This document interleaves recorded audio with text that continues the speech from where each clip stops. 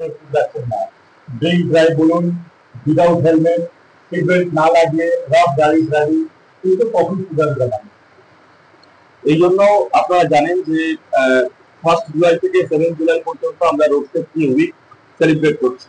তো এই উদ্দেশ্যে আমরা বিভিন্ন স্কুল, বিভিন্ন ওপেন ফোরামে আমরা বিভিন্ন প্রোগ্রামের আয়োজন করছি, যেখানে আমরা পাবলিককে অ্যাওয়ার করার চেষ্টা করছি যে আমরা যে এই হেলমেট না পরার জন্য আমরা ফাইন করি, বা আমরা সিট বেল্ট না করার জন্য যে আমরা ফাইন করি, এটা কিন্তু আমাদের জন্য না, এটা কিন্তু তাদের জন্য যারা এগুলো ইউজ করছে না। কারণ সিট বেল্ট বা হেলমেট পরা এগুলো কিন্তু পাবলিকের সেফটির জন্য।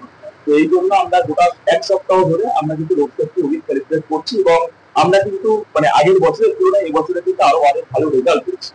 আজকে যে উদ্বোধন করা এখান থেকে সিগন্যাল একটা মানে অনেকটাই মানে অত্যন্ত ব্যাপার থাকছে, জনগণের লাভ কি হবে।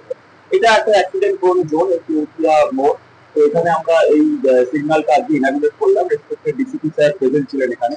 তো এর মাধ্যমে আমরা এখানে সিগন্যাল থাকা, এখানে যে টহল গুলো হয়, এখানে যে লোকাল টোটো যারা আছে তারা যে আসে এবং এসে রাস্তা দিয়ে ক্রস করে, সেই জিনিসগুলো আশা করি বন্ধ হবে।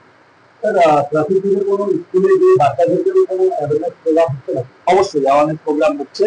আমার সামনে পিআই সাহেবও রয়েছে, তারা বিভিন্ন সময়, এখন তো রোড সেফটি উইক চলছে বলে আরো বেশি করে আমরা স্কুলে গিয়ে এই অ্যাওয়ারনেস গুলো করছি।